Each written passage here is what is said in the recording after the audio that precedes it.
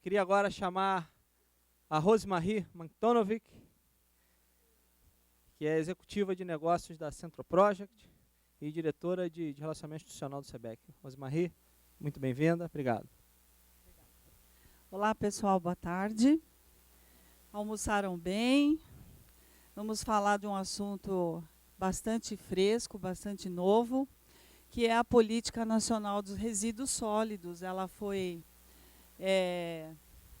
Vamos ver se eu aprendi aí com os professores da parte da manhã. Bom, gente, nós vamos falar um pouquinho sobre a Política Nacional de Resíduos Sólidos, a influência que ela vai gerar para as áreas de compras, não só para as áreas de compras, mas para as empresas, para as pessoas jurídicas e para as pessoas físicas como um todo no Brasil. A gente vai falar um pouquinho sobre os princípios e objetivos dessa lei. Nós vamos falar sobre 3 instrumentos que a lei evoca no seu contexto, que é a logística reversa, a reciclagem e a análise do ciclo de vida dos produtos, tá? E o impacto dessa lei nas áreas de compras e como é que nós, como compradores, vamos poder administrar esse assunto. Todo mundo concorda que a gente tem uma crescente preocupação mundial hoje com a geração de resíduos, com problemas ambientais, com a emissão de gases de efeito estufa, com o consumo exacerbado de bens e com a consequente geração de resíduos. Eu acho que isso é um fato e um discurso que a gente tem ouvido aí frequentemente em todas as esferas. O que está provocando isso? A redução do ciclo de vida dos produtos. Quem é da minha idade, ou um pouco mais novo, sabe que quando a gente comprava uma máquina de lavar, ela era um bem que duraria no mínimo de 15 a 20 anos. Hoje você compra um eletrodoméstico com uma expectativa de vida de 5 a 6 anos no máximo. E elas estão programadas realmente para ter um final de vida nesse período. Eu não sou ambientalista de última hora, tá? Eu já quero dizer para vocês isso. Eu só sou uma profissional da área de compras que viu nesse caminho talvez um grande desafio para nós aí para os próximos anos, especialmente a partir de 2011. E também acho que é fato que se a humanidade continuar consumindo nesses níveis, a gente vai ter problemas sérios e o pessoal... Os ambientalistas dizem que a gente precisaria de 3 planetas Terra para poder atender às nossas necessidades. Bom, todo mundo também deve saber que o lixo é um fenômeno exclusivamente humano, porque na natureza não tem lixo. Tudo que vai ficando para trás vai sendo reaproveitado por outras espécies. E hoje a gente vive o ápice da história de um consumo desenfreado que estão nos levando para um colapso ambiental. Por quê? Porque a gente se deparou com uma teoria, depois da Segunda Guerra Mundial, de um cara chamado Victor Lebow. Depois da crise que a Segunda Guerra provocou no mundo, esse senhor ele tem essa frase, que é uma frase resumida do que ele colocou como o ápice do consumo. Ele disse o seguinte: a nossa enorme economia produtiva exige que façamos do consumo a nossa forma de vida, que tornemos a compra e o uso de bens em rituais, que procuremos a nossa satisfação espiritual, a satisfação do nosso ego no consumo. Precisamos que as coisas sejam consumidas, destruídas, substituídas e descartadas a um ritmo cada vez maior. Para quê? Para a gente poder provocar a indústria crescer, as pessoas consumindo, e isso num moto contínuo louco, que é o que a gente vê hoje. Algumas pessoas dizem que a gente precisa destruir o círculo de ferro do trabalhar, ganhar, gastar. E por que acontece isso? A gente tem 2 tipos de obsolescências hoje que são observadas. Primeiro, a obsolescência observada, que é quando o bem chega mesmo no seu ciclo final de vida, e a obsolescência percebida. Um exemplo da obsolescência percebida eu poderia dizer como os aparelhos celulares. A cada 6 meses você tem um aparelho novo e eles são objeto de desejo aí dos consumidores. Você lança a moda de salto fino, salto grosso, as mulheres sabem o que eu estou falando, e se você sai com salto grosso, sendo a moda salto fino, você pode ser alvo de riso. Enfim, essa obsolescência percebida faz com que nós, mulheres, tenhamos no nosso guarda-roupa 300 tipos de sapato, calças de vários tipos, para poder estar sempre na moda, porque a moda ela é reciclável, né? Ela vai voltando de tempos em tempos. O aumento do descarte é proporcional à diminuição do ciclo de vida dos produtos. Isso aí acho que nós podemos contextualizar dentro da nossa vida. Por que isso está acontecendo? Porque o crescimento do poder do consumo está tornando os produtos cada vez mais baratos. E, além disso, no Brasil, isso é uma verdade, porque depois do último governo, com todo o incentivo à pobreza, aliás, ao término da pobreza, 57% da população emergiu para a classe C, e são consumidores ativos na nossa economia. Então, quando você compra, quando os produtos têm um ciclo de vida menor, eles são descartados mais rapidamente.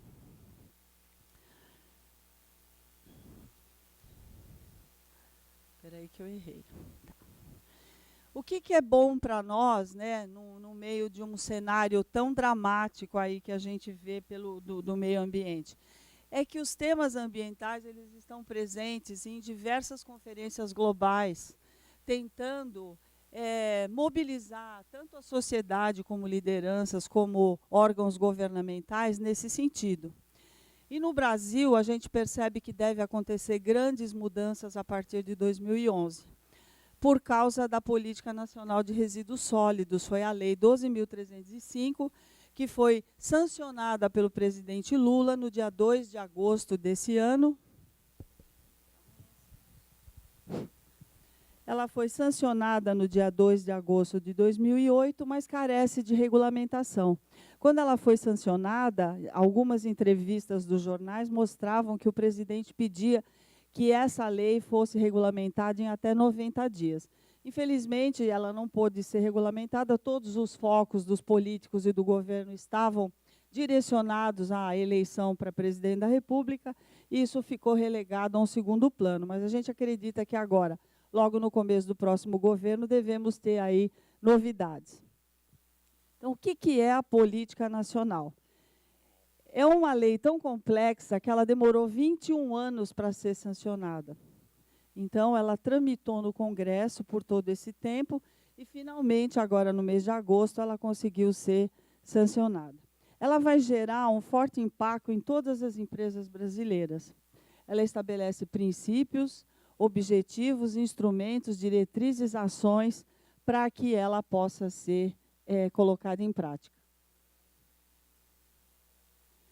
Ela impõe a fabricantes, importadores, distribuidores e comerciantes a implementação do retorno dos resíduos que forem oriundos dos seus produtos. Ela estabelece incentivo à indústria da reciclagem. Um dos princípios da lei, aliás, alguns princípios dessa lei, é a prevenção e precaução dos resíduos sólidos.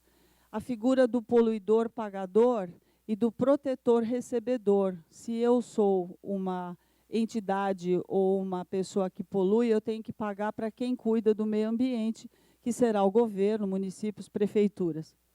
A visão sistêmica na gestão dos resíduos, o desenvolvimento sustentável, a ecoeficiência, a responsabilidade compartilhada pelo ciclo de vida do produto. Quem é que não fica bravo quando encontra uma pessoa que a gente chama de catador? Em São Paulo nós chamamos de burro sem rabo.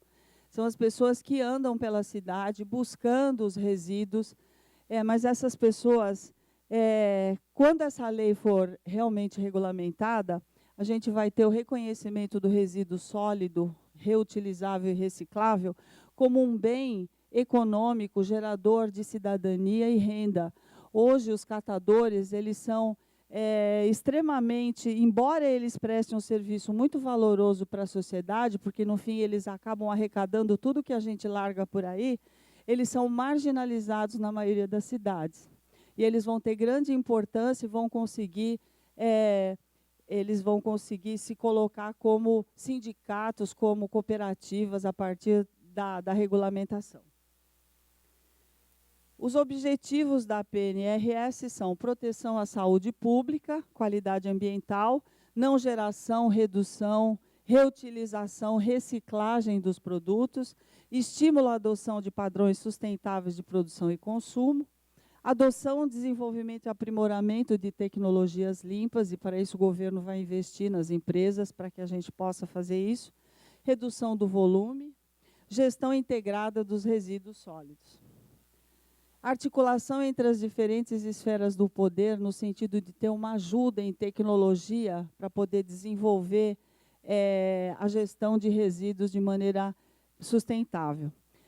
As compras públicas, as empresas públicas que efetuam compras públicas terão que priorizar nas suas contratações produtos reciclados ou recicláveis, bens e serviços que consideram padrões de consumo sustentáveis, estimula a implementação da análise do ciclo de vida dos produtos, incentivo ao desenvolvimento de sistemas de gestão ambiental e empresarial e estímulo à rotulagem ambiental e ao consumo sustentável.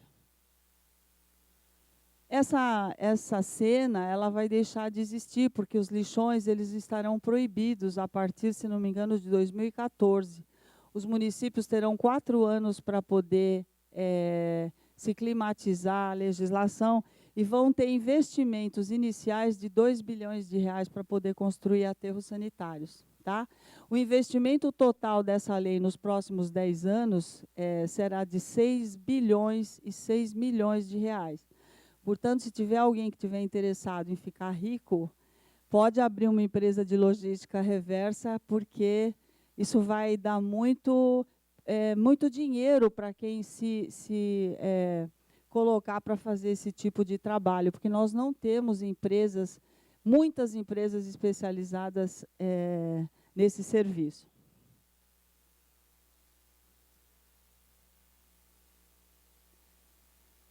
Bom, os municípios vão ser obrigados a construir os aterros, e aí a lei prioriza a não geração, a redução, a reutilização, a reciclagem e a disposição ambientalmente adequada.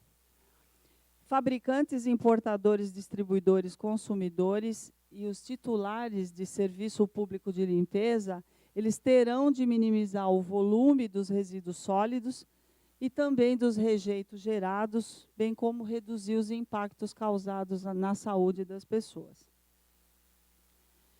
E o que a gente diz, né, depois de apresentar isso muito rapidamente para vocês, é que a Política Nacional de Resíduos Sólidos ela vai ser um marco importante em termos ambientais, porque ela vai provocar uma revolução. Imagine cada um de nós tendo que separar todos os resíduos para que eles possam ser industrializados e reaproveitados. É uma lei que vai ter um impacto assim, muito grande para nós a partir de 2011. Vou falar agora sobre 3 aspectos que povoam a política nacional. O primeiro delas é a logística reversa. O que a logística reversa prevê? É um conjunto de ações relacionadas ao uso e reuso de produtos e materiais. Aí o Fluxo do Lacerda, que eu acho que é um dos poucos livros que nós temos no Brasil sobre logística reversa, a maneira como ele faz a representação esquemática, o material novo entrando, o suprimento à produção, e aqui o processo logístico reverso com os materiais reaproveitáveis entrando de novo aí na cadeia. E quais são as atividades previstas na logística reversa? Recolher, desmontar, recuperar, reciclar, reprocessar, transformar o produto para que ele possa entrar de novo na cadeia reversa. Produtos obsoletos, danificados ou descartados devem voltar ao seu ponto de origem para poder ser utilizados. Tá? Quando a gente aborda esse sistema como um todo, a gente pode planejar melhor a utilização de todos os recursos logísticos que a empresa ou que as pessoas têm, de maneira a contemplar todas as etapas da sua vida. E aqui um esquema do gráfico de logística reversa, indo do abastecimento até a utilização, coleta, seleção. Aquilo que na seleção a gente vê que não tem jeito de recuperar, é só este pedaço aqui que vão poder ir para os aterros sanitários. Tá? Só vão poder ir para os aterros sanitários aquilo que não tiver jeito mesmo nenhum de poder voltar para a cadeia.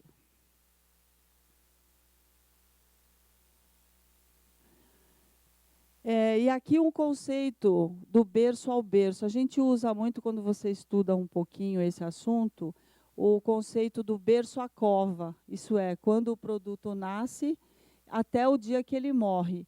Existe um conceito novo, que é o conceito do berço ao berço.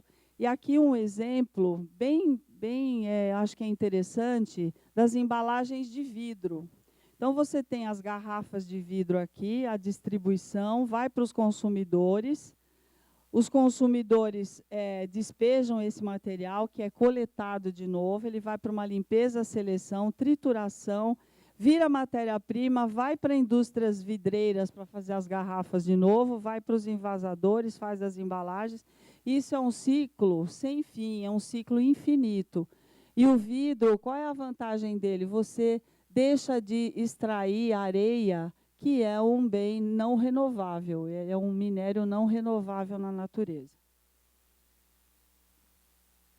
Agora, a avaliação do ciclo de vida dos materiais. Por que ele vai ser importante?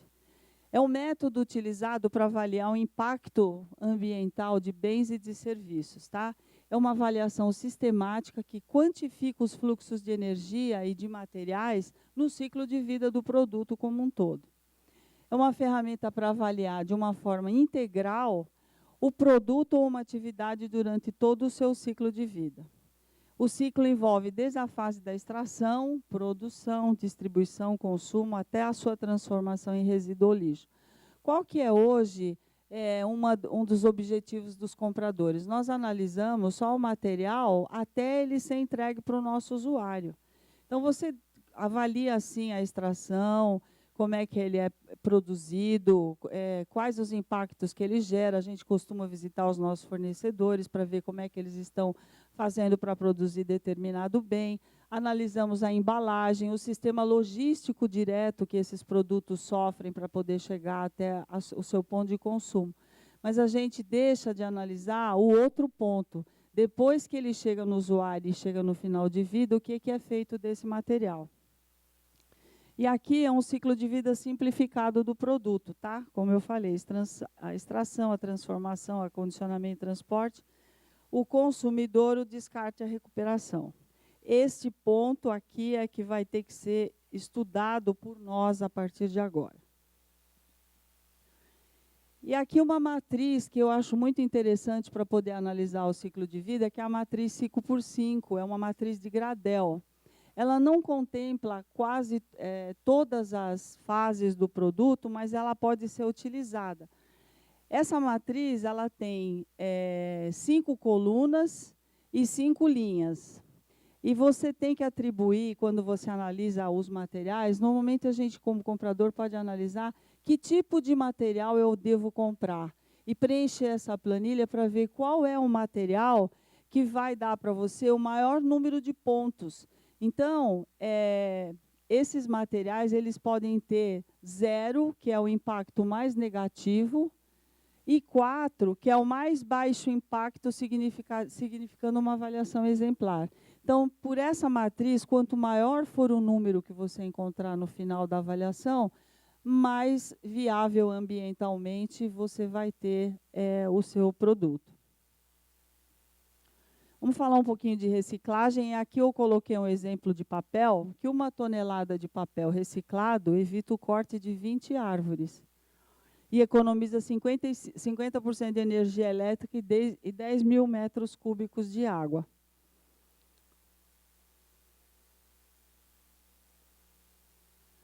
O que é a reciclagem? É um processo de reaproveitamento dos resíduos sólidos, no qual os seus componentes eles passam por uma transformação para um produto novo. No Brasil, a reciclagem ela não faz parte ainda da nossa cultura. E é um dado que eu achei aí nas minhas pesquisas, o Rio de Janeiro e São Paulo produzem por habitante de 1,5 kg a 2 kg de lixo por dia. Em São Paulo, que foi onde eu obtive a informação, só 1% do lixo que se coleta é por coleta seletiva. E o pior, 80% do lixo que é recolhido na cidade de São Paulo não fica na cidade de São Paulo, vai para Caieiras e para Guarulhos. Então, a gente suja, recolhe e suja o município de outras pessoas.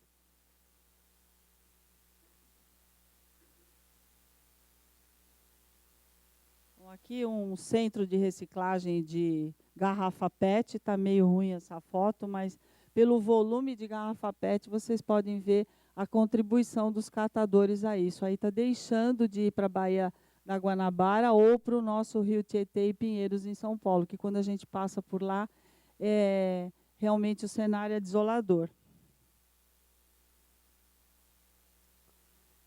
E um ponto importante, que muito provavelmente a política nacional ela vai provocar, é os polos de reciclagem. Você pode criar polos de reciclagem em algumas cidades, alguns municípios, que indústrias que se utilizam do material reciclado, oriundo daqueles polos, vão começar a se instalar em volta deles. E aí, a gente fala que a regulamentação da PNRS viabilizará a criação desses polos de reciclagem em nível estadual, que vão poder atrair essas indústrias para perto deles. As cooperativas de catadores também vão ser beneficiadas, porque devido ao maior número de compradores, elas também teriam maior poder de barganha. Eu não sei se vocês sabem, mas os catadores não têm poder de barganha nenhum. Eles simplesmente recebem o que o interceptador ou que o sucateiro determina. Eles não têm poder de determinar preço de mercado nenhum. E aqui algumas cooperativas, tanto no Rio de Janeiro como em Belo Horizonte, já organizadas.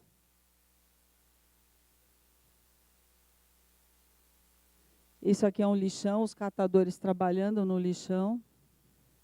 Essas fotos elas são meio fortes, né? Porque existem pessoas que vivem disso. Animais são criados aí. A política nacional ela regulamenta que não pode mais haver ser humano nenhum povoando os aterros sanitários a partir do momento que eles forem implementados. E um outro dado do IPEA é que o Brasil perde por ano 8 bilhões de reais porque ele deixa de reciclar aquilo que teria a possibilidade de ser reciclado.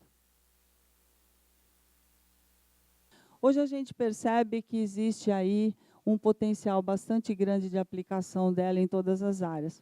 Mas ela só vai poder ser alcançada se a gente considerar o ciclo de vida do produto como um todo.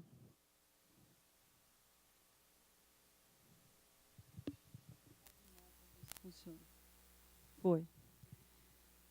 O que existe que a gente percebe que existem resíduos aí de difícil destinação.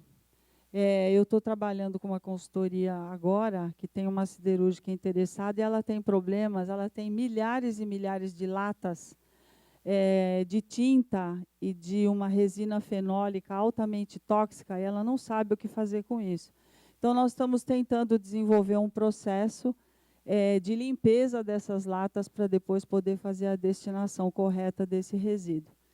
Só que a adoção de práticas sustentáveis vai proporcionar vantagem competitiva. Todo mundo sabe que as empresas que hoje estão se preocupando com essa parte ambiental e a parte de sustentabilidade, eles têm aí, estão ganhando bastante reputação e imagem nas suas comunidades, para os seus stakeholders, e estão identificando oportunidades de negócio que vão desenvolver um relacionamento melhor com todos os seus públicos de interesse.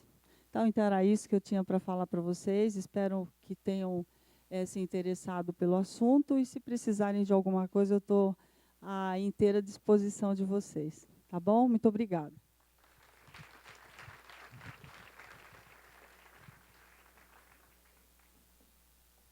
Obrigado, Rosemarie.